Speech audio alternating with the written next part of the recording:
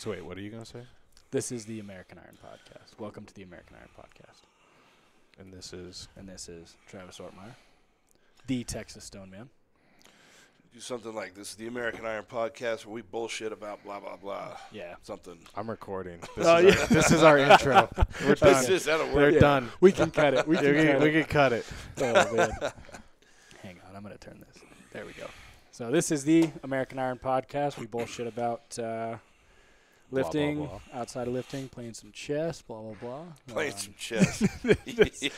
Competition, the stressful life of competing and all of the obstacles you have to overcome just to make it through your competition. So we're going to kind of get into some questions. Are you ready? Sure. You good to go? All Let's right. do it. Wow, I've just been recording, so screw it. Yeah, but, I mean, we can always edit stuff. We're not editing anything. That's raw. Coming to you raw. the Coming to American you Iron raw. Podcast. I will Yeah, edit. yeah. I will edit out certain things if you guys talk about politics. I'm not. So who are you guys voting for? No, we're not doing that. We're not doing that. I'm just kidding. Did you ever see the movie, was it Brewster's Millions? I don't know. It was Richard Pryor.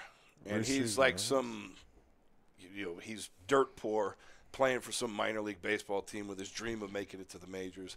He has a long-lost, rich-ass uncle that dies, leaves him all his money with condition.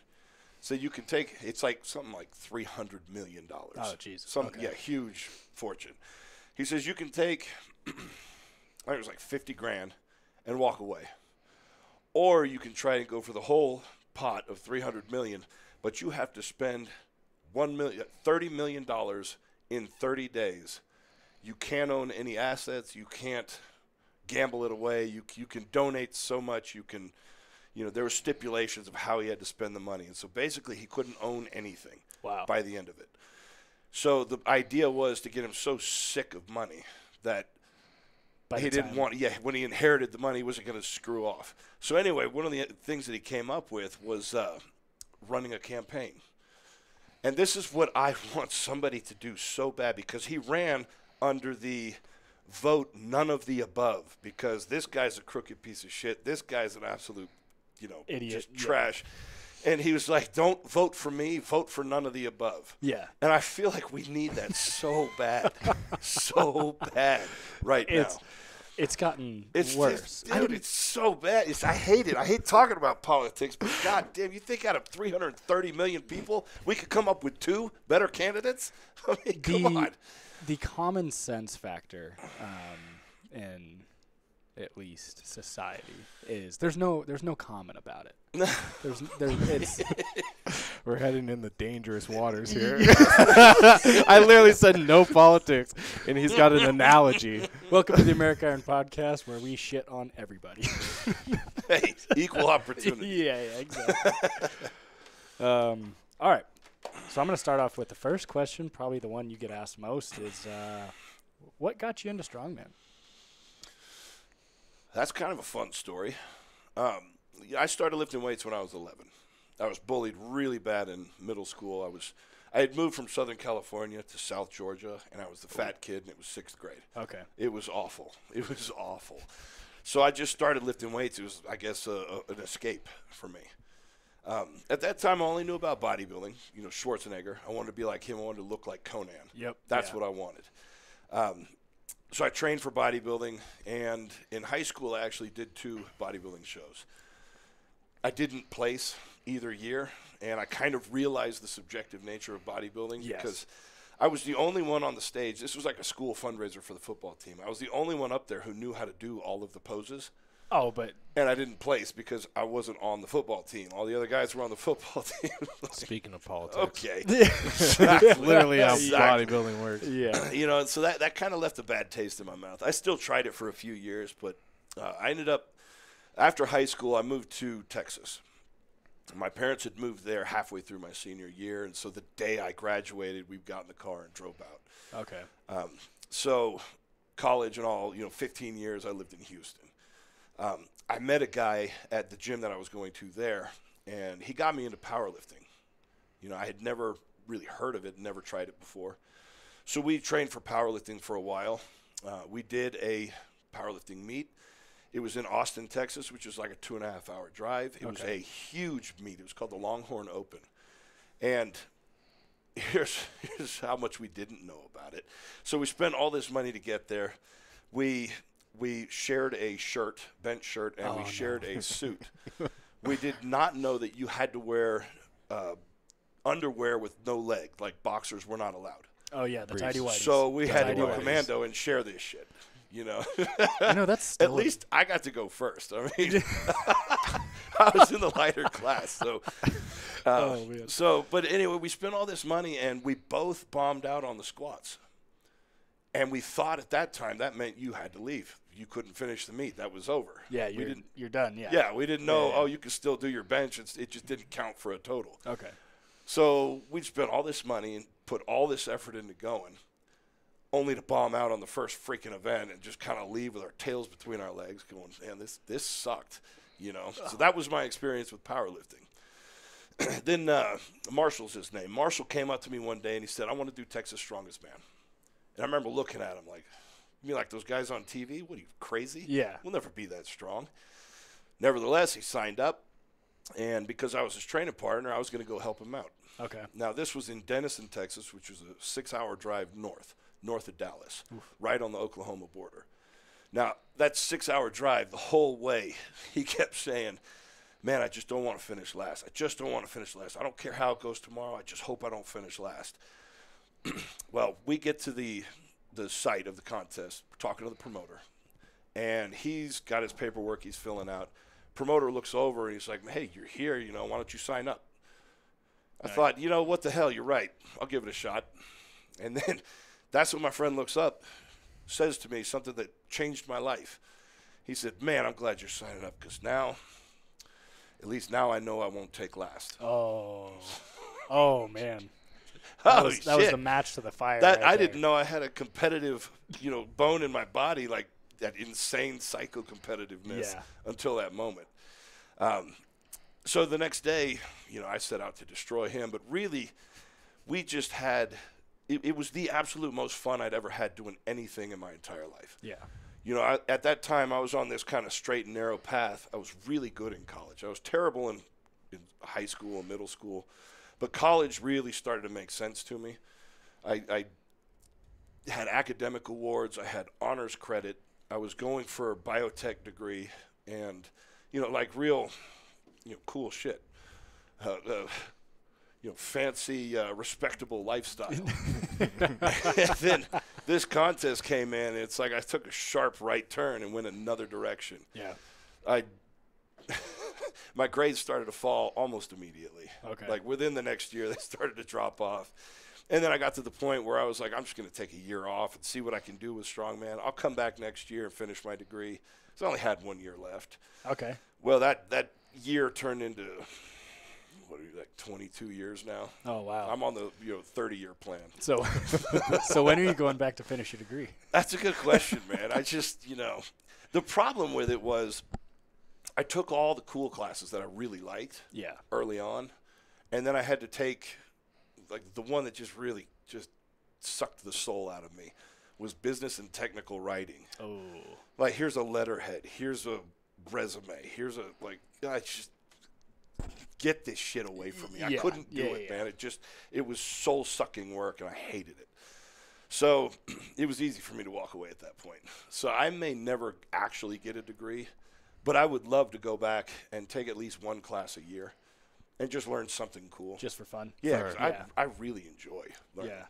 Yeah. I really enjoyed all the sciences, except chemistry. You either are a math nerd who gets chemistry, or you're a biology and organic chemistry nerd who does not get math. And that's who I am. Yes. That's just how my brain works. Yeah.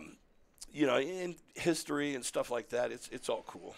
I'd love to learn another language. I've tried. I've learned a little bit of German. I've learned a little bit of French. Yeah. I was actually in a conversation earlier this week about that, like wanting to continue education, wanting to learn. I don't want a degree or anything, but in the same sense, like learning a new language or taking a cooking class or something like that. Yeah. Just add to your skill set. Yeah, exactly. And it just overall, I think those little skills that you that you add just continue to build you as a person. It keeps your brain fresh. Absolutely. That's why we play chess. Yeah. That's exactly why. Yeah. I noticed when we started playing chess, the way I looked at the world, I started to plan like 2 or 3 moves out on everything that I Oh my did. God. That's how I drive. I see everybody's guy- cars, and I'm like, I'm gonna cross this way, You're like, I'm a and he's gonna move this way. and I got his queen. She got out of his car, hopped on mine. And then I just end That's up. a checkmate right there. That's, I blundered and got an offender bender. Oh man. that's Yep. Yeah, that's gonna cost you. Oh man, that's actually a really cool story. And so, what was the first major competition after that you did? So that was August 2nd, 2002. I competed again the next year in, I think it was April or March. And that's when I qualified for nationals. So Okay. 2003 was my first big, national championship. And I did all right for a first time. I think in my weight class, I think I was tied for 4th or 5th. I was 12th overall in the country. Oh wow, Out of everyone over 225. your first national event. Yeah. And then How long were you training? Since that event? so I just did weightlifting, bodybuilding stuff in my garage for 9 years. That's when I found that first contest. I guess 7 years plus 2 years of powerlifting. Yeah. And then we found that first contest, and so the rest of 2002 was spent trying to find equipment, Okay. make equipment. I had just bought a truck, and so that was probably the single best investment I made for strongman, because now anything on the side of the road was game. Yeah. You know? You're like, that rock. There's a rock in a collector. Walgreens parking lot, and I took that. There was a big-ass pipe on the side of the road when they were doing construction on I-10. And I remember driving by one day, and I looked, and I saw him, and I was like, ooh. Came back at midnight, threw one in the back of my truck. Now, this was a 20-foot-long pipe, and I got a 6-foot bed Dodge Dakota. So it was. Yeah. It was Jesus, I- dude. It's the same one you put have, it right? in. Yeah, I just sold it. I okay. kicked myself for selling that. Man. But, yeah, I had it in the back of that truck, and I sat on it and kind of grabbed the underside of the bed and pulled myself down, because there was, 14 feet sticking out the Sticking back. out, yeah. And my girlfriend at the time took off. I swear to God, she was driving 100 miles an hour. She was probably only going 60. Yeah, but you're. But I could see that thing kind of bouncing, and it just got so close to the road. I'm just like, if it hits, I'm dead. Oh, Yeah. my God. Oh yeah. I had glasses at the time. My glasses got sucked off my face. And Dude, you're like a giant raccoon just collecting trash. that's anything shiny, man. Anything shiny, yeah. Can this help me lift more? Yeah. But, I mean, it paid off. It was a great finger. It was hard as shit. Yeah. So most of my equipment started out like that. Or I drove back to that town, Denison, and that's where I got my first stone set and my Conan's wheel. Oh yeah. The grandfather of the guy who put on that competition, we called him Grandpa Frank. He was an old concrete guy. And so he made the best stones in the country at that point. So he thought I was crazy, because my first set was 225, 265, 330, and 400. And at that point, nobody was loading a 400. Yeah. I think Sven Carlson had, Magnus Samuelson had, but these are world's strongest man guys. Yeah, yeah. No one else had loaded 400. That was my first set. And then I realized I was good at stones when I started practicing them. I loaded it my first try. A 400-pound stone. Yeah, it was on a barrel, 55-gallon drums. It was only 3.5 feet, but still got it off the ground and put it on there first try. Yeah. I was like, Yeah. oh, shit. Maybe How much I'm did you good weigh at the this. time? I think at that point, probably 270, 275. Jeez, and you got the 400 on the first try. Wow. Yeah, it was just stones came natural to me. Yeah. It was in my first contest. It was 225 to 300, and I got all of those pretty easy. It's one of those things that clicked. Yeah. And there was one moment that actually really changed my life on those. When I was training with a guy I had met in a contest, a local contest, the first one, the second year in 2003. Okay. And I was training with him. They came over to do the stones that I had just got. And so we set up the barrels, and I load the first 3, and everybody steps back. and they start messing with their tacky, trying to like re-tack and spread it back out over their forearms. So I was just about to step back and start doing that, and he goes, "Don't think, just do it." Simple advice. Yep. But it's like it was this lightning bolt that went through every bit of anything, like trying to block stuff out, any guarding that I had. It shot through it, went straight to my subconscious, and I did it, and then was successful, and it changed everything. Yeah. I was just like, oh shit, that's how to do it. You just gotta go. It's like, yeah, it hit at the right time, and it had the right outcome, that it was set for life. Yeah. And from that moment on, I was climbing to the top of the world really quickly on that event. Oh man.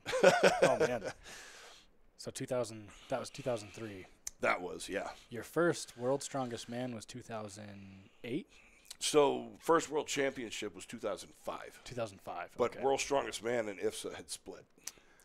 And IFSA had all the strength athletes. World's Strongest Man was a TV show. Gotcha. Okay. So they had some pissing match and just politics. more of that. We won't go into that. We've already discussed we're not going into politics. World's Strongest Man had Marius, though, which gave them credibility. So Marius stayed with them because IFSA had pissed him off in 2004 because they did this random drug test and popped him on the drug test. And so they stripped him of his third place. Oh, man. The politics is just bullshit. Well, but anyway, so 2005, 6, and 7, I was with IFSA. And I got to the 2005 IFSA World Championships because I had won Amateur Nationals 2004.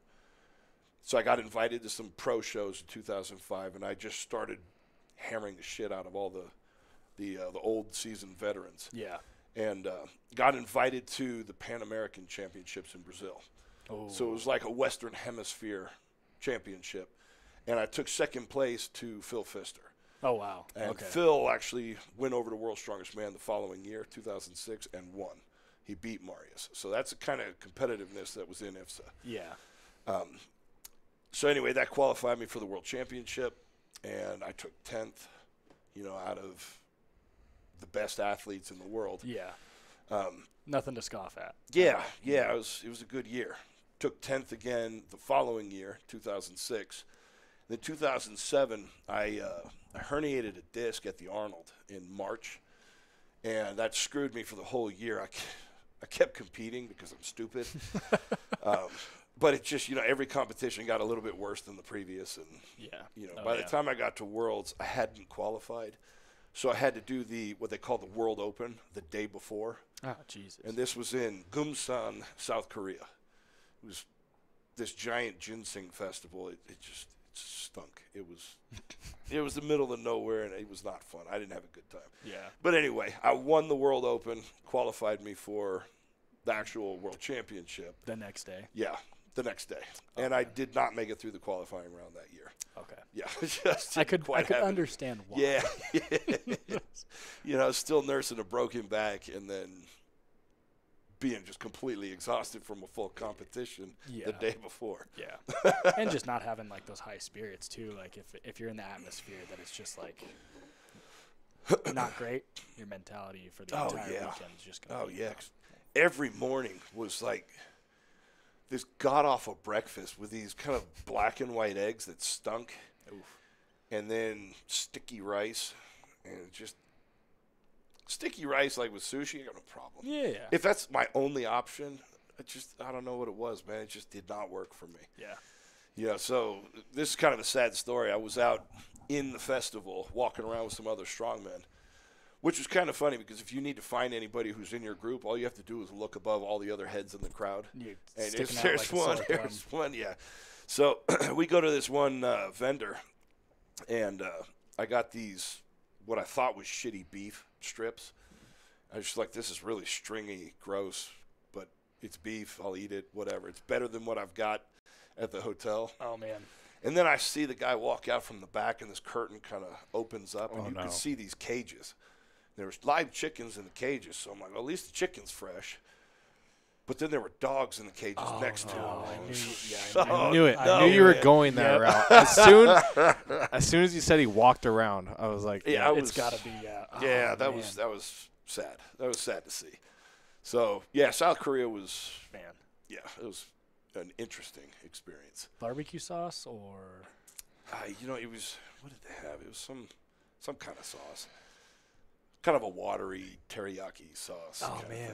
So did you end up eating the meat? Well, I finished it. Yeah. Yeah. I mean, Oh man. starving I mean, at that point, You know, that's not. it's just a separate culture. You know, that's just we look at it as like, you know, it's nothing we would do. Well, I actually saw something the other day where South Korea is banning the sale of dog meat in 2025 or 6. Oh, that's amazing. So like within the next few years, dogs are off the menu, and I just think that's a good thing. It is. Oh, dude, it is shitty meat. It's terrible. Yeah. And it's really sad to see a dog in the cage. Yeah. Oh yeah. Oh man, I couldn't imagine. Yeah. No, thank you. But then to get on with World's Strongest Man, the next year, 2008, was World's Strongest Man. Yep. And they kept saying, "Oh my God, you're doing so good for a rookie," and I'm like, "This is my 4th one." Yeah. Yeah. Whatever, fine, I'll play that. But I rose to the top in the sport very quickly. Oh man, what's it like competing at something like that? Something, it's televised. You've got, maybe not millions, but damn near millions of people watching around the world. You have to be able to shut out all the stuff that's around you. You don't think about it, do you? There's cameras and there's you have to block it out completely. Yeah, and you're kind of going on when they're ready, so you really need to be able to like psych up on command. Yeah. They move fast, don't they? Those events. Depends. Well, because they have to televise it, so if it's a Grand Prix or like what are the Giants Live ones called? Like a Coliseum event or a live event. Those go really fast. If there's a live crowd audience there. Yeah. The fastest I ever did one, we did 7 events in 2.5 hours. Oh, that's insane. Oh, it was awful. It was awful. That's you didn't CrossFit. cool down though. Yeah, it's almost CrossFit. That's CrossFit exactly. right there. And that's it, man. Yeah, you don't cool down. You just warm up on one event and you use that to get ready for the you're next. Just taking off from there, yeah. I remember the Super Series in Madison Square Garden. I had just done the axle clean and press against Derek Poundstone, so I did everything I could. I stayed within a rep of him, and that was a great event for him, so I killed myself. Yeah. I immediately go over to the trash can. I'm heaving my guts out. And then they cut the field from 12 to 6. They cut it in half for the last 2 events. So this was a yoke duck walk medley. So I'm sitting there puking, and they're like, "Ortmayer, you're up." I just roll my eyes, and I take my belt, I put it on. I think I puked one more time, and then I got under the yoke and took off. And you took first that competition, right? I did. Madison Square Garden. I even took second on that event. I think I was like a half step behind Derek on that event. Oh man. Yeah. Yeah, So that's amazing. Went from throwing up to pedal to the metal. Yeah. I had that written down as one of the things to talk about, just competing in Madison Square Garden, because it's just such a it's known for hosting some of the biggest events in the world. Yeah. And so Yeah, it was pretty cool. yeah. It was, legendary Yeah. to be up there, and it was in an auditorium. So it was, I forget which hall of Madison Square Garden it was, but it was the auditorium, which still housed several thousand people. Yeah.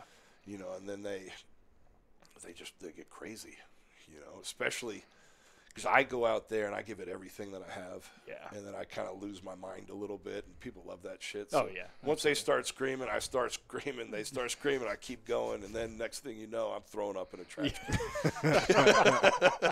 And it's all entertainment too. Like for the competitors, it's getting the crowd into it, gets you a little bit more into it, and then it just you Being just a become showman. that much more entertaining. Yeah. You know. Yeah, that's the fun part about it, I think.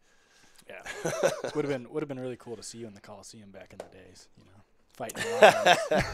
I'm probably eating that shit up, man. God dang. Just throwing up in between battles. Probably. There you go. Or right before. It was more than half of my career that I puked before or right after it, the first event in every show. Nerves? Yeah, I just get so amped up, so my stomach's all knotted up. I try to eat breakfast, and I would eat oatmeal and eggs because I knew it was going to be easy to throw up. Yeah. So Just planning your you're pukes. planning exactly. Two moves ahead. Exactly. Chest right there. But yeah, you just, if you know what you're going to do, you just plan for it. Yeah. Yeah. So I think that's one of the things that I miss the most since coming back is I haven't been that kind of riled up and nervous. It's like I've been able to eat breakfast and keep it down when I compete. Yeah. And that kind of sucks. I was going to ask that too. I was going to ask, and how many total years have you been competing, and do you still get those nerves even these days? Total 22 years now. 22 years. 22 years. Well, 21 and a half years. Man. Yeah. August 2nd, 24 will be 22 years in strongman. Yeah.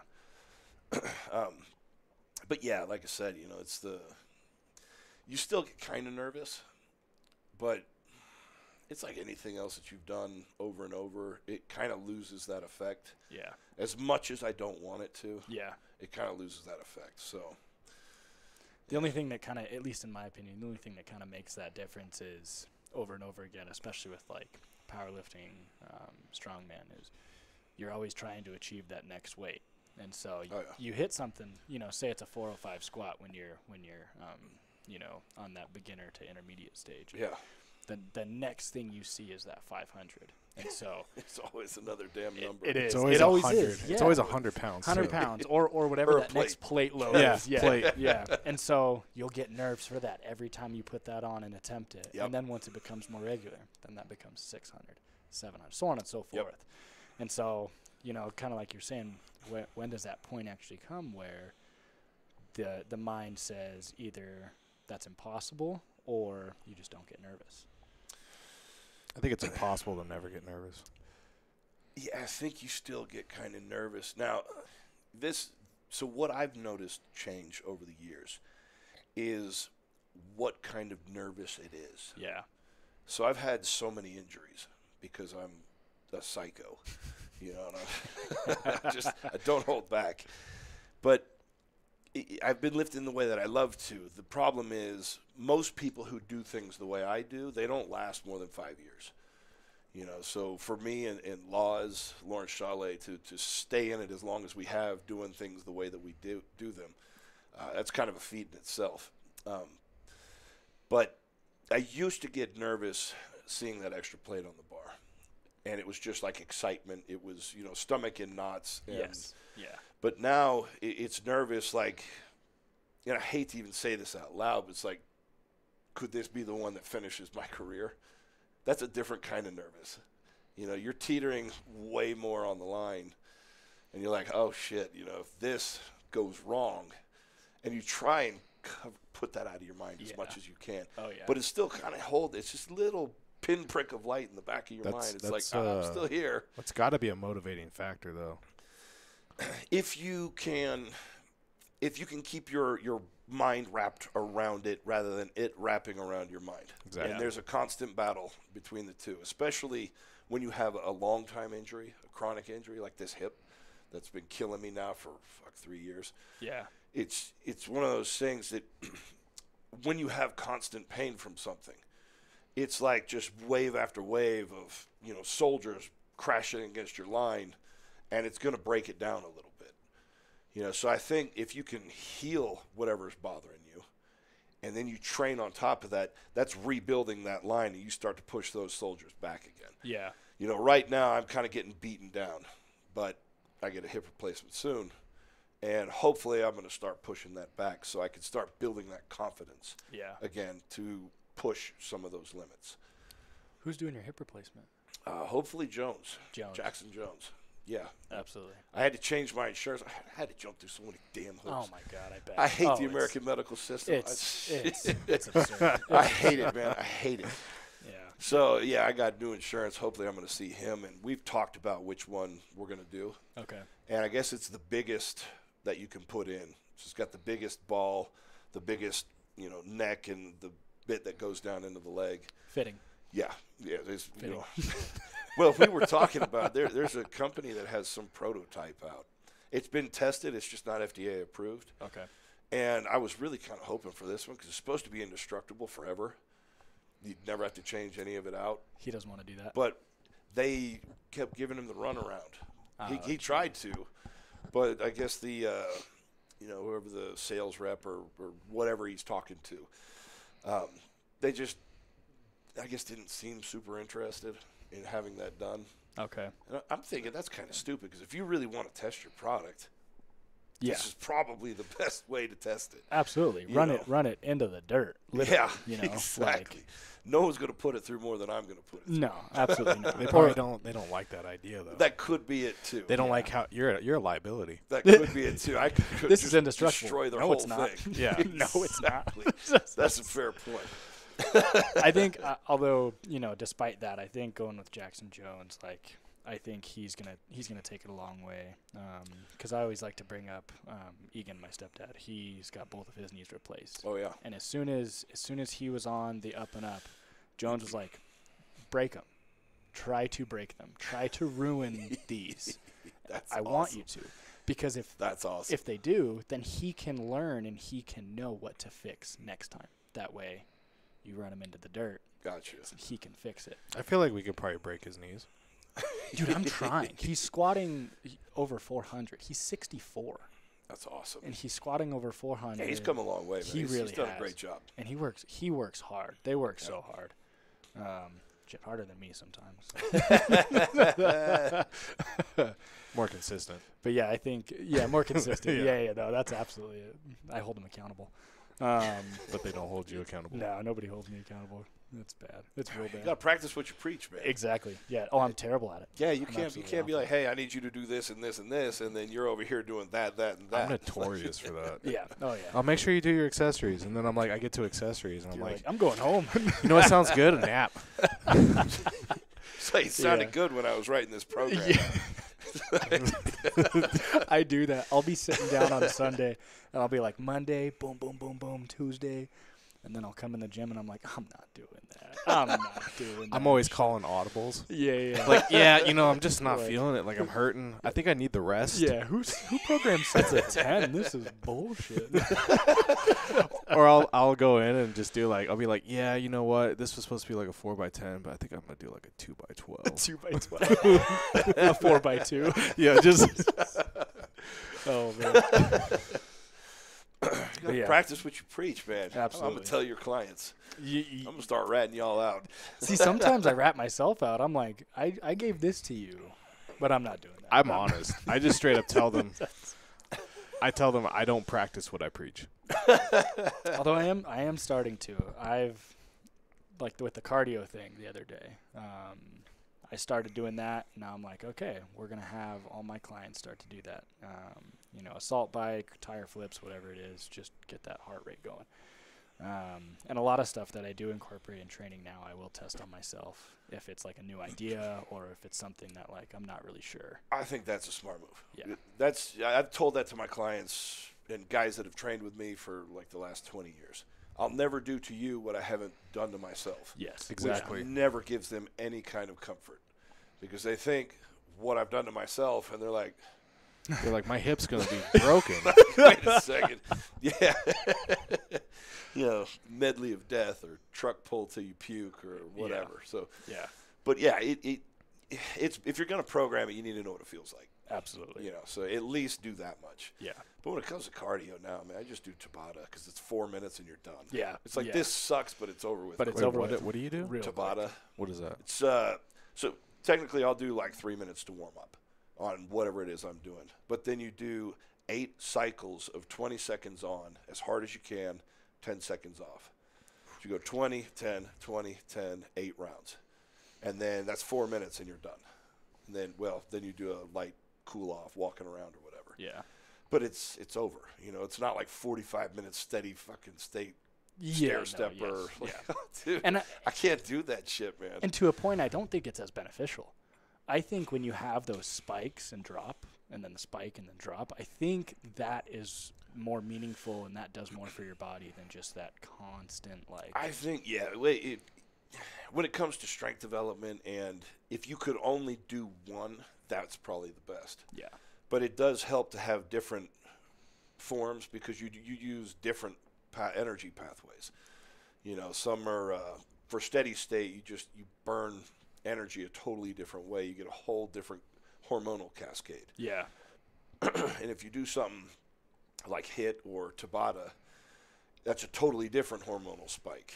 You know, and then you're burning different energy pathways.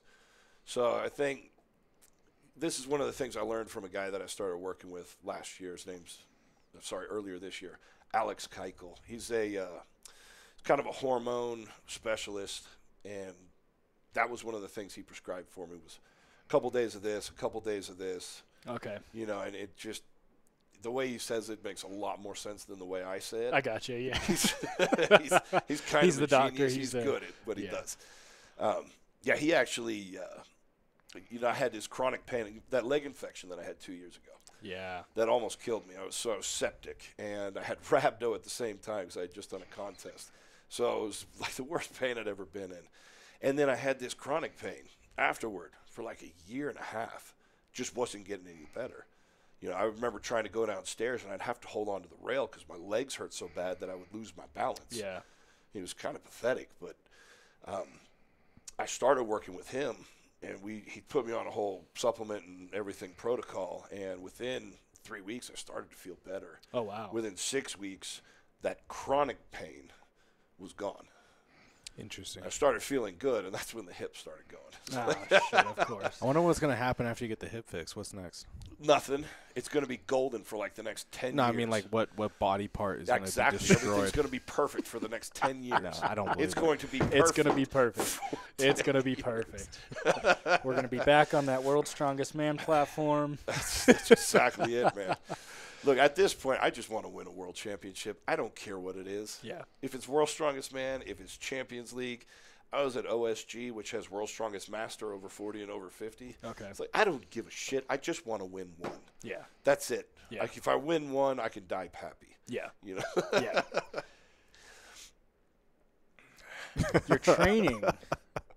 Your training, at least from what I've seen in the gym, seems more meaningful. Not that in the past your training hasn't been more meaningful or hasn't been more like I would say injury prevention focused, but it looks like you have in your movements the same sort of like energy and power that you had before, kind of like you were saying, like you just get fucking hyped and you get going, but you have this focus of moving right and protecting your body, but not doing it in a timid way, but doing it in a I'm still here to claim what's mine kind of thing. You know, you're going to make progress. You're going to keep getting stronger, but you're doing more things intentional now, at least from what I see. What's your thought process going through every day of training? Well, I mean, it almost has to be more intentional.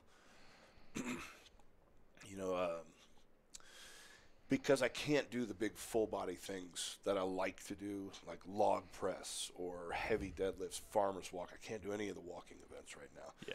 So it's a little bit more bodybuilding focused. And I thought, since I'm limited to that, I'm going to make the most of it. And what I mean by that is, I noticed early on, because I did bodybuilding training, when I started strongman, I could really feel all the muscles that I needed to use, and I think it gave me a leg up. Yeah, absolutely. And so over the last 15 years of training the way that I have, I think I've lost some of that mind-muscle, mind-certain muscle connection. Yeah. So I'm trying to regain that right now, and that's kind of actually been fun. So I get to come in the gym, and I do these bodybuilding workouts, and I think to myself how easy these are, but how mentally challenging they can be. Yeah. You know, I remember when bodybuilding workouts used to be tough.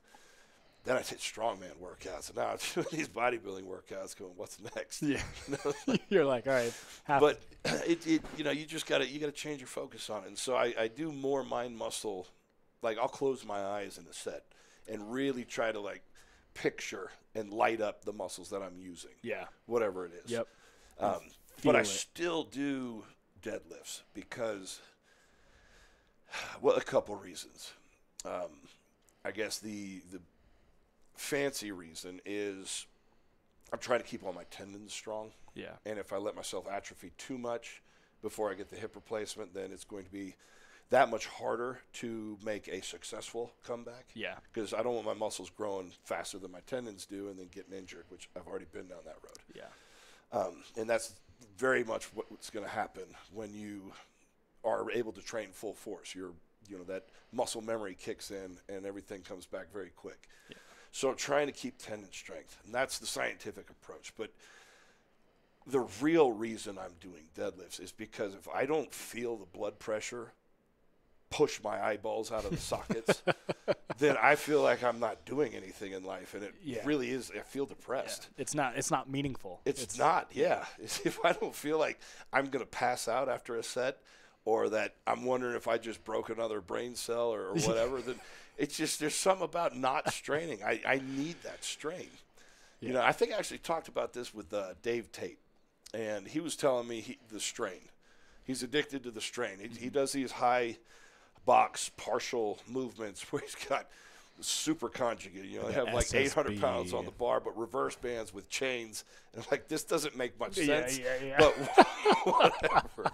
And he's doing, he kind of does a high box squat, but you could see in his face that he's having to turn everything on. Yes. And that's all he's going for. He's not going for any, check out my numbers. He's not going for a big squat. He just wants to feel the eyeballs push out of his head. Mm-hmm. I totally can relate to. Yeah. So I have to modify it. I have to do 18-inch deadlifts at the moment. Yes. Yeah. But my goal is to keep it somewhere over 8 plates. If I can keep it over 8 plates, I feel like that's going to have enough carryover to all of your deadlifts work everything. So I feel like all the tendons in my body are going to be at least maintained by that. So when I do start lifting heavy, I don't have to worry so much about that. Yeah. So I have to modify it because if I go lower than 18 inches, it hits this really bad spot on my hip. If I let my leg extend behind me, I got a really bad pain spot in the front. Okay. If I bend over at about 30 degrees, I get a really bad spot in the back. So anywhere just above or just below there, as long as I stay in those ranges. In that little range. But if I rub through that one spot, it hurts like shit. Yeah. So, that's kind of what I'm doing right now. It's a holding pattern with some intention, I guess is a good way to say it. I think a lot of intention and just breaking it down, like trying to keep your tendon strength, trying to keep your CNS primed and ready. Yeah, that's the biggest thing I've noticed with my training is, after you come off of a competition prep, and you have those peaks and valleys, and after that comp you start to come down a little bit. It's very difficult to keep your CNS primed. Well, a lot of people get depression. Yeah, absolutely. And I find the better you are at psyching yourself up big for a show, the worse that depression is going to be. Yeah. It's excuse me. I remember when I would really do well at a show, I would start noticing 2 weeks before. It's like my sense of humor would change. My energy throughout the day and my interaction with people would just change. It's like I just became a little more flatlined. Okay.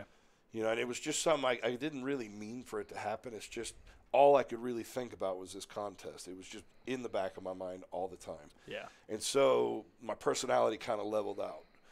And then at the contest, it would just explode.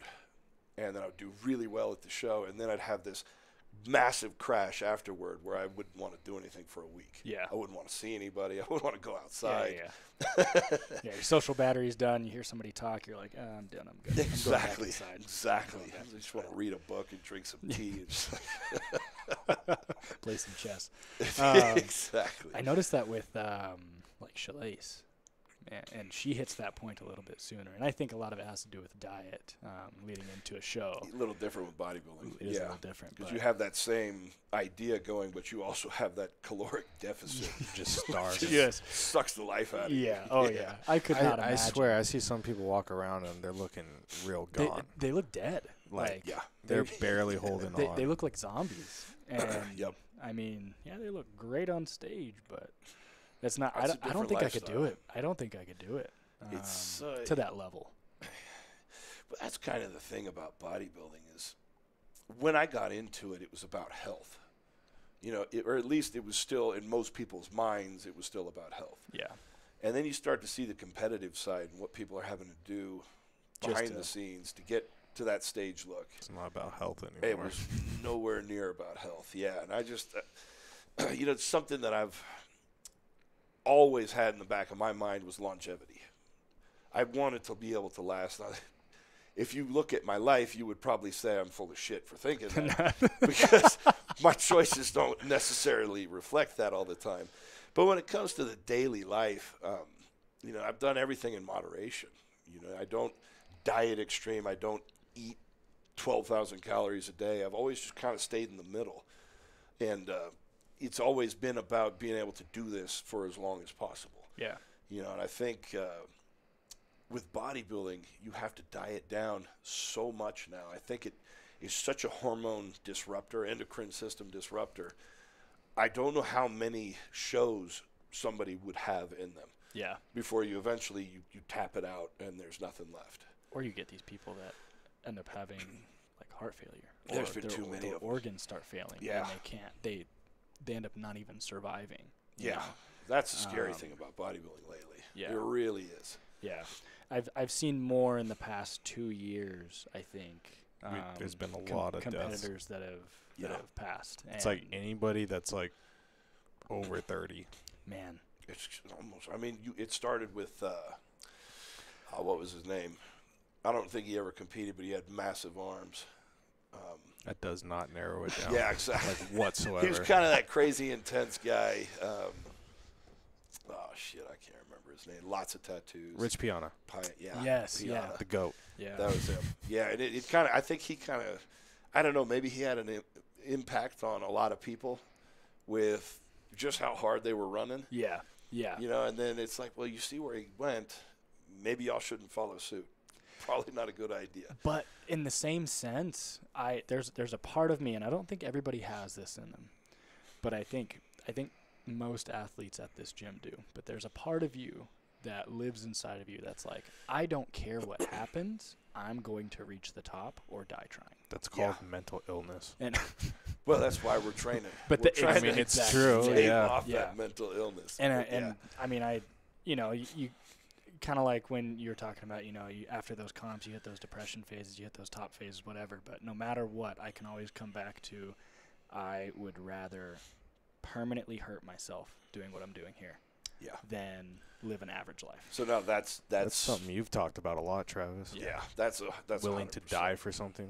Yeah, you're absolutely right there. So, I mean, that kind of negates my live life in moderation principle. But I guess 90% of my life is moderation, and then there's I'm willing to die to win this event. Yes. That's 100%. You called me out on it. You're absolutely right. And the guy that's willing to go that extra mile.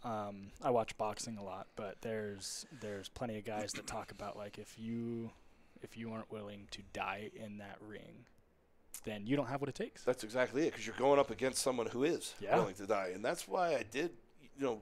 Like Poundstone, Derek Poundstone's one of the strongest guys to have ever lived. He always said that he liked going against me because he knew it was going to bring out the best in himself, because he knew that whatever happened, I was going to go to the very edge. To the very edge. And if he couldn't go there with me, then he wasn't going to win. Yeah. Oh, man, that's giving me chills. That's giving me chills. Oh, man. And there was a couple times where I really did go to the edge. I've had a few conversations with God. I remember at the storage unit, one in particular had done a really heavy truck pull with rope assist. So you're doing legs as hard as you can, and then you're pulling with your arms as hard as you can. So your lats are pumped, your arms are pumped, your legs, your glutes, and you're screaming. Your chest is screaming for air. And it was like 105 degrees.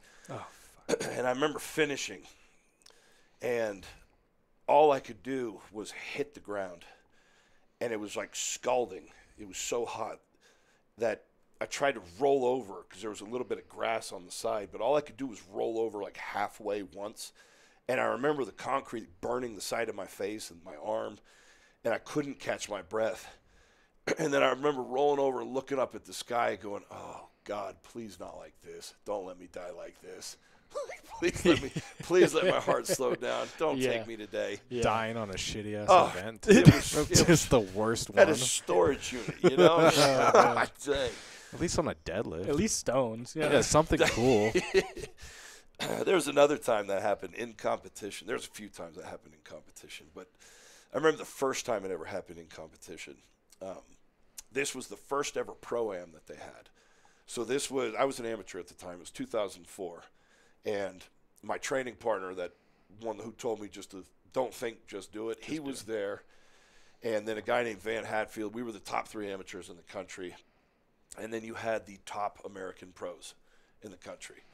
You know, Carl Gillingham, Steve Keir, Phil Pfister, all those guys. Jeff Dolan.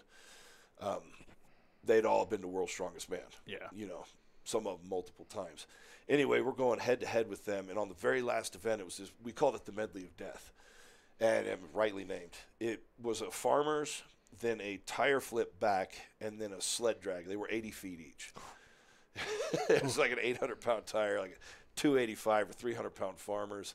And I don't even know what the sled was, but it was heavy as shit. I remember I had taken some antihistamine, like some Advil, sinus or cold and sinus or allergy. And I think it must have dried me out just enough. Okay. So I got through this medley, and I went as hard as I could. And I remember like halfway through the sled drag going, uh-oh, something's not right. But I kept pulling. Yeah. And then a little bit further, I'm like, "Travis, you need to shut it down." Nope, going to keep going. And then I had this woman who was in charge of the Strongman Corporation, the federation. Her name's Dion. She was in my face screaming at me to finish. And so every time I'd think I need to stop, she'd be screaming. I'd tell myself to keep going. I finally finished this medley, and the world just kind of disappeared.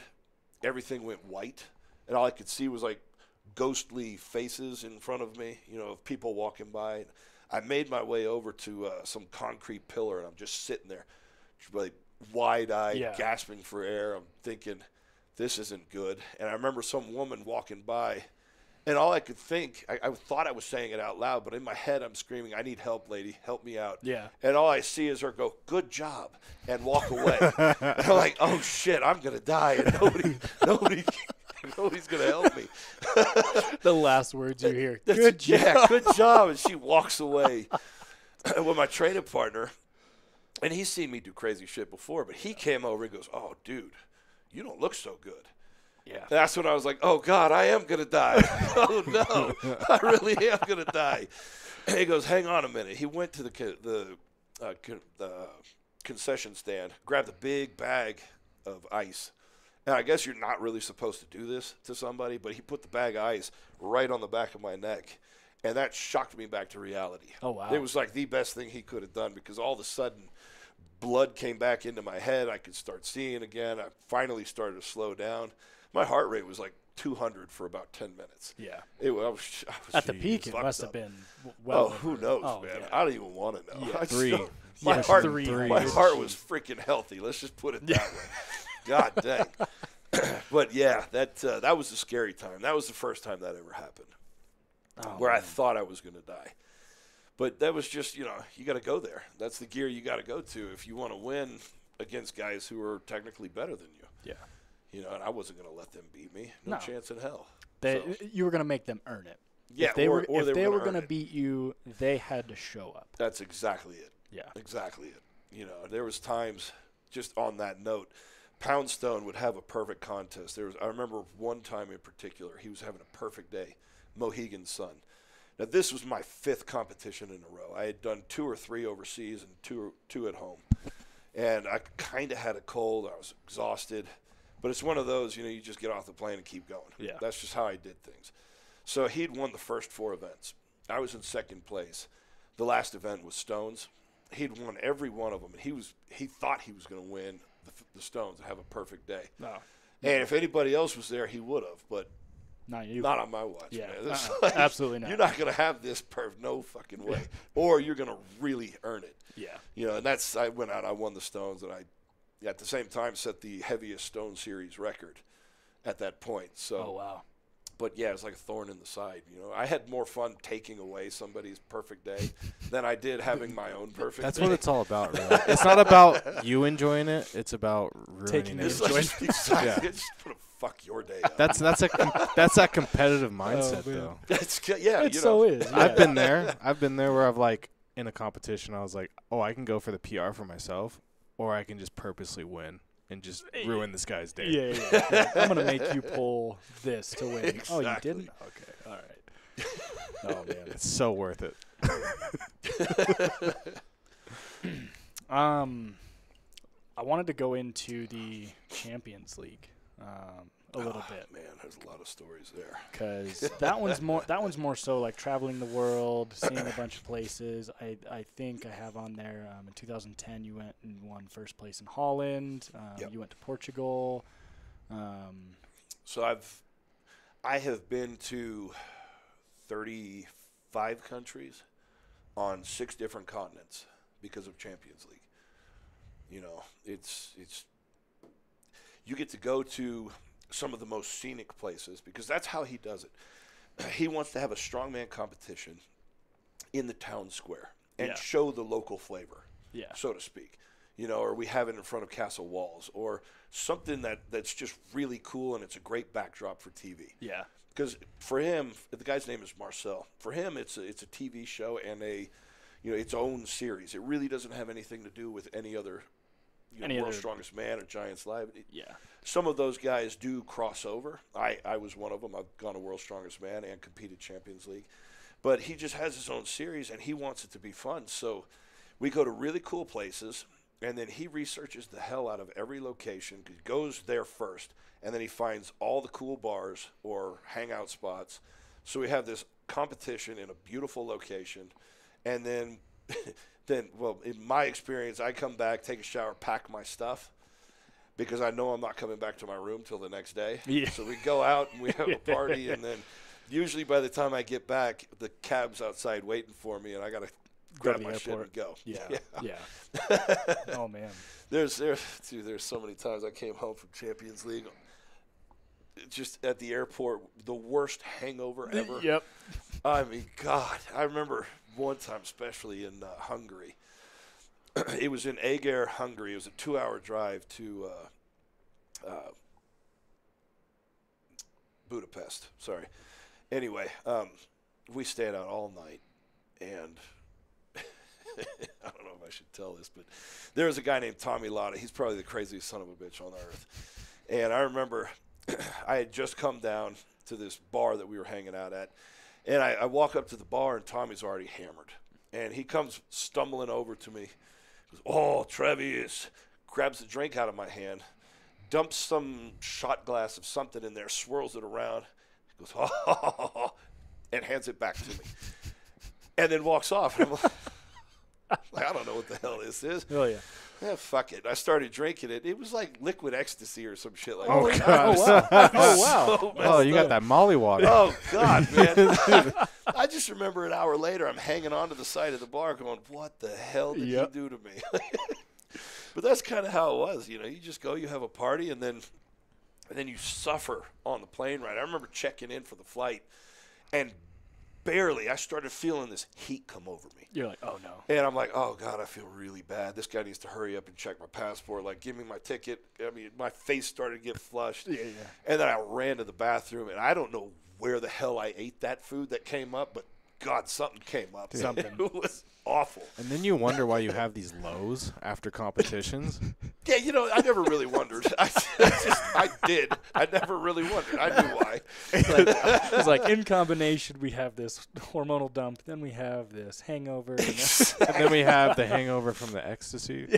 So you got hormones on top of other hormones, on top of toxins, on top of, No, I was never at a loss for understanding why I felt like shit for a week after a competition. It was like, man, this isn't getting better. I've been doing this 10 competitions in a row. You think you'd get used to it now? What am I supposed to do? Drink more?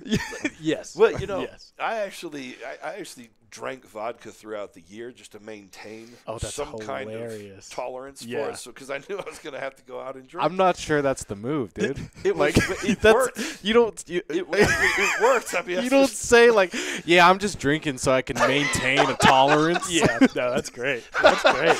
That's insane. Oh, that's ludicrous. That's just. But, you know, when you've got 7 or 8 competitions and it's like, oh God, every time I'm going to have to drink really hard. I want to have my body. You're training to go drink. It's exactly what it is. Getting your reps in.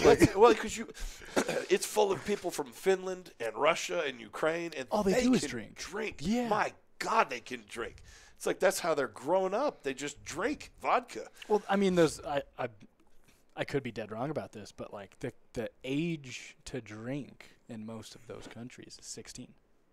Some of them, yeah. Some of them, so they start at 16. Or they start earlier than that because earlier. it's just socially acceptable. In Germany, you can go to a McDonald's and order a burger and a beer from McDonald's. A McBeer? A A McBeer? Yeah. Yeah. Like, that's crazy. That'd be absurd here. Yeah, exactly. You're in the drive-thru like, yeah, you ever been to a Cantina Taco Bell? They sell, like, alcohol. Really? Yeah, they have, like, special slushies and alcohol and stuff. Cantina Taco Bells. I think there's one in Vegas. Really? That's interesting. I don't know. But, I mean, there's even, like, slushy from Taco Bell. Yeah, I don't know about that. That's alcohol in it. There's a bottom shelf. I don't want to hear it, Mr. Maintain drinking alcohol. What was your protocol? Did you have like a schedule? Did you get your reps in? Yeah, it was just he's peaking. He's peaking for a few nights a week. It's a certain amount, a few nights a week, and honestly, it was kind of a mistake. I'll admit that. Moderation. It's the moderation. Well, I would do it after training to try and help go to sleep. I'd be kind of amped up for a while, so I would use that excuse. as a way. Yeah, exactly. I was justifying it. Yeah. I had 2 reasons. It was post-workout, calm down, and I need this for championship. I just had to stop. I'm shaking from the training, I swear. Those are 2 solid reasons. I made sense up here, you know. It's funny, like, you got bodybuilders. They're like, okay, I'm going to weigh this piece of chicken. Yes. You got Travis. He's weighing his shot. He's like, this isn't enough. I knew that bodybuilding life wasn't for me a long time ago. Oh, my gosh. That's so funny. Well, maybe we got to add some vodka to our training. I'll take a pre-workout. Or even if, we need to do some of our powerlifting meets and then start doing like a, hey, let's everybody go out. We're meeting at this place. Love that. A little after-party thing. Love that. Honestly, even the amateur contest or the American Pro contest, when the promoter took the time to say, hey, I've set up, we've got a 20% off discount at this place. And then everybody shows up there, and it's actually always a good time. It's always a lot of fun, and competitors appreciate it. Yeah. Because, like we do some local bar and grill, like a tavern or something. And then they get food for a little cheaper. They can have a few beers. If it's a good hangout spot, then people just get to talk about the meet. They get to have fun reliving the moments of the meet. Then they talk about, they're all sharing the same kind of passion. And it builds that community. I think that's where strongman really excels above anything else. I was going to say the same thing. You don't see that. You don't see that in any other sport. And I was actually going to say, so March we have Powerlifting America Nationals. Hopefully, for one, I can get you on the platform with us if you're here. I will be here for some of it. Yeah. Okay. Yeah, and then my buddy Evan Singleton. T-Rex, he's coming out. His girlfriend is competing in it, so he'll be here. Amazing. Okay, good. So we might have to go have some fun. Okay. Well, and I was thinking, too, so I'm going to try and get Tammy in contact with Revision. So Revision. See, that would be a great place. They have games you can do there. I'm pretty sure we could rent out the whole spot. I think that would be perfect. I'm pretty sure everybody loves a little bit of beer here and there. Yep. So, honestly, I feel beers. like. Yeah. And just getting people to hang out, mingle. And maybe get, who was it? some friends of mine had a anniversary party there, and they got somebody to cater. So they'll bring catering in at revision. So there's food, and you got the beer and the games. We do need perfect food. spot. We do need food. Yeah. Yep. Yeah, and then we'll get your buddy to bring you the whatever he added to your drink. We'll add that in there too. I think Tommy is actually straight and narrow now. I think he's living a much healthier life now. Good. As you are. Yeah, exactly. Man. God, we did some crazy shit. Oh man. Jeez. Well, you got anything? No, I was just been listening to the stories. I know, this has been great. This has honestly been really good. Yeah, what's the biggest life lesson you've taken away from competing, from training, and from coaching? If there's one thing, I know you could probably make a list of hundreds. So if we keep it in that realm of competing, coaching, training, what your fitness lifestyle, because I know it's not necessarily fitness, but everything in combination, what it has done. I think fitness parallels life. In as you go through phases, things change every few years. Your life changes every few years. At least you hope it does. Otherwise, you're a very stagnant and boring person. Yes, yeah. Which could be good. I'm not going to say. That could be just fine. Not for me. I just don't think I can do it. It doesn't work. Yeah. So, in any event, since everything changes, it's all about the ability to keep moving forward, like walking down your path and making progress in whatever direction it is you really want to see that progress. It's life is going to beat you down. And some people more than others, and some people a lot more than others. Yeah. But it doesn't matter how many times you get beaten down by life. What matters is how many times you stand back up. If you keep standing back up, then you're going to keep living life, and you're going to keep fighting for whatever it is you want. Yeah. And that's the secret of being here. People want to know, what is the meaning of life? That's the meaning of life, is to make whatever the hell you want out of it and not let anything stop you. Yeah. I love that. I love that. I've seen a lot of quotes out there like that lately, and the best one I've heard is, you don't need to see exactly where you're going. You don't need to see the end picture, because for one, that ruins the fun in it. Everything should be a surprise. So that's faith. Yeah. That's faith. Faith is like driving across a country at night. All you can see with your headlights on is like 100 feet in front of you. Yep. But you got faith that the road's going to keep rising up beneath your wheels, and you just keep going forward. Yep. As long as you can see that next step. That's all it is. Yeah, you just focus on that next step. It's not about the destination, it's about the journey. Oh, man. And then have appreciation for the journey. Yeah. Sisyphus. Well, that's I don't know if I'd appreciate that journey. You got to appreciate it. You got to imagine him happy. I guess, if that's your existence, then make the most of it, for sure. Whatever your existence is, whatever your path in life is, it's all about you making the most of it. And the way that I do that is to find gratitude in everything. Yeah. Because gratitude saved my life years ago. I talk about people getting beaten down harder than others. Well, I've been to the top, and I've been to the bottom, the depths of hell. I've been everywhere in between. But, when I step back and think about it, most people live their life, between, let's say +5 and -5 on the x-axis. I'm at like a +50 and a -50. I've got so much more range. And those highs are great, but those lows, Jesus Christ, those are bad.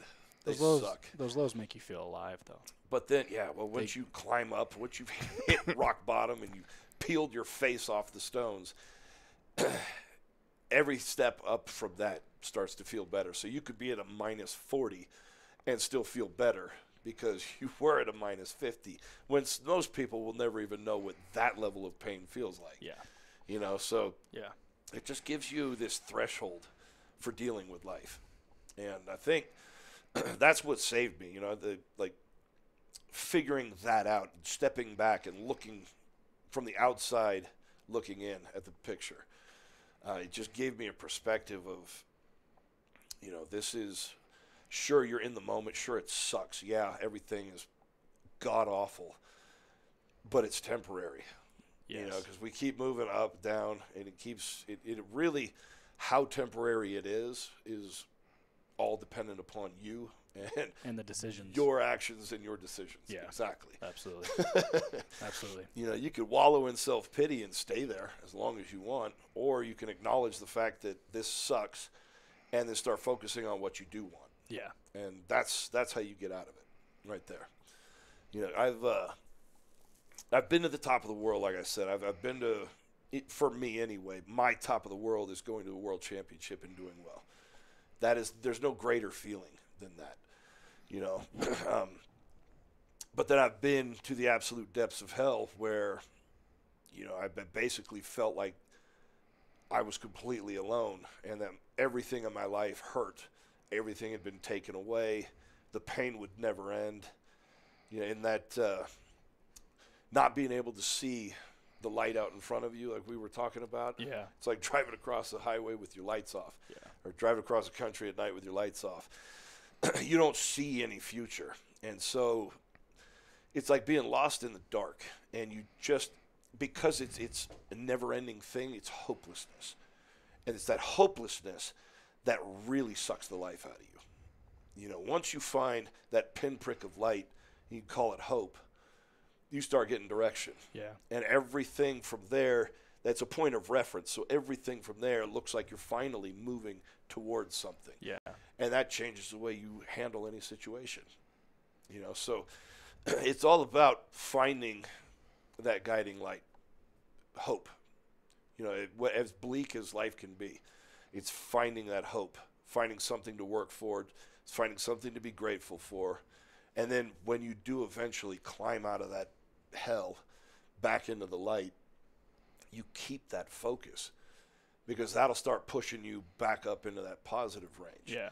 And then armed with the knowledge of what it was like to be down here at hell and what it took to get out of there, you can maintain that positive range a hell of a lot longer. Yeah.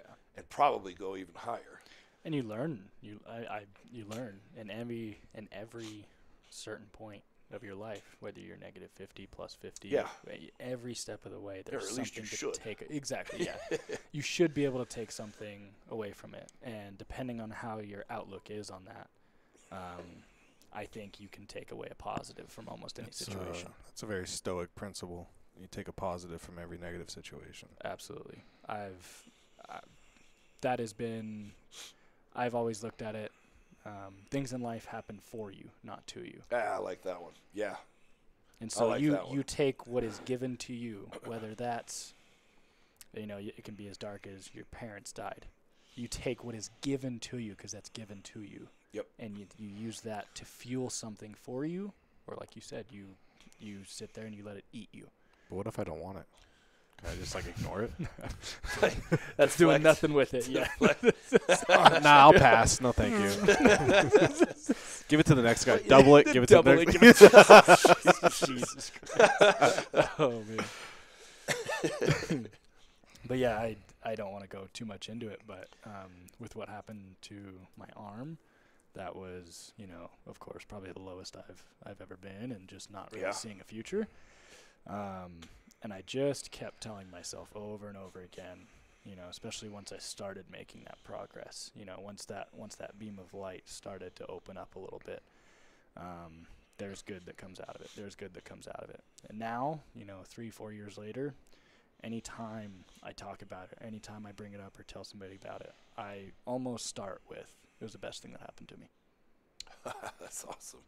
And I truly feel that too. It slowed me down. It made me appreciate things more. It made me focus on what makes me happy. It made me not just sit in this. I'm just walking. I don't know where I'm walking, but I'm going. And now it made me feel like I had more purpose.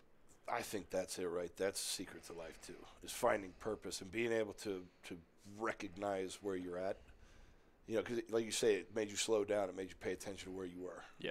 And then I think that's kind of the meaning of life, is to kind of grow and learn and experience all those things. You know, if whatever it was that created us with a very wide range of emotions. Yeah. And I think we're supposed to experience all of those emotions. You know? So if you live this plastic life, well, no wonder you're depressed. You know, you're missing out on this whole range of things that you're supposed to learn from. Yeah. You know, I think you got, like you say, as a blessing at an early age, because it damn near cut your arm off. Yeah. Yeah. I remember that. And it's same thing with you with the septic leg. Oh, yeah. It could have killed you. Yeah. And, you know, very easily. Yeah. And I feel very lucky for the opportunity I had with the people that were surrounding me and me being able to get to the hospital. But, like, very easily could have been minutes away from, you know, not being here anymore. And I look at that as just a blessing. Well, you can't appreciate good things if that's all you know. Yeah. Yeah. The bad things teach you to appreciate the good things. I agree. That's why you see so many rich people with therapists.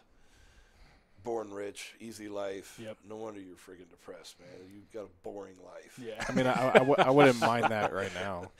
Because you've experienced the lows. You've experienced what it's like. I've eaten out of dumpsters. I know what it's like to eat lobster. You really are a raccoon.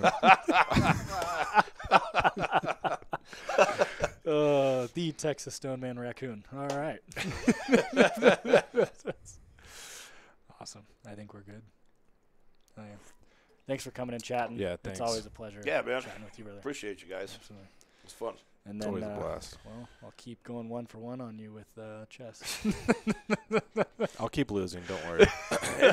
I'll keep getting bodied. I'm just not going to make any moves if I can't think straight. Recognize, Travis, you aren't working today, man. Let's just stop. Yep. Let's just stop. Yeah, I'll wait till you pull your next 18-inch deadlift, maybe kill a brain cell or something, and then I'll be like, but that makes all the rest of them work overtime. So I feel alive after that. Okay. I'm like, yes, I can think. You know, I had 6, now I've got 5, but those 5 are working even better than they were before. Yep. We should let's play Fisher chess. Oh God, you've told me that before. The pieces are randomized. So there was this chess player, and you can go and Bobby Fischer. Oh, was it Bobby Fischer? Yeah. Okay. We could play Fisher chess. Well, you just put them anywhere on the board. It's just random every single time. Yeah. Okay.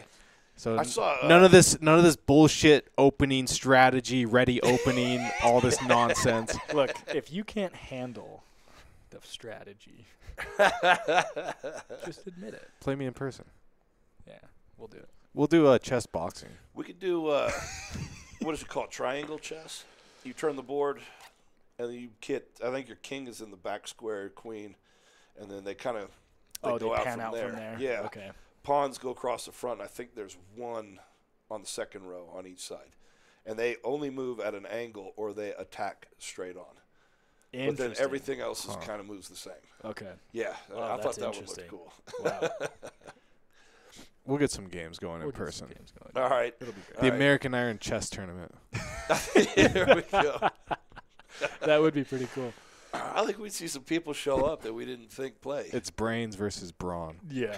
Yeah. But ironically, the biggest of the brawn is one of the biggest of the brains. So it was so funny. We were talking the other night, and I was like, because we were talking about chess ratings and everything, and I was like, he's a grandmaster of the fitness world. Yeah, pretty much. Yeah. He is. I'll take that. Yeah. I'll take that. All right. Oh man.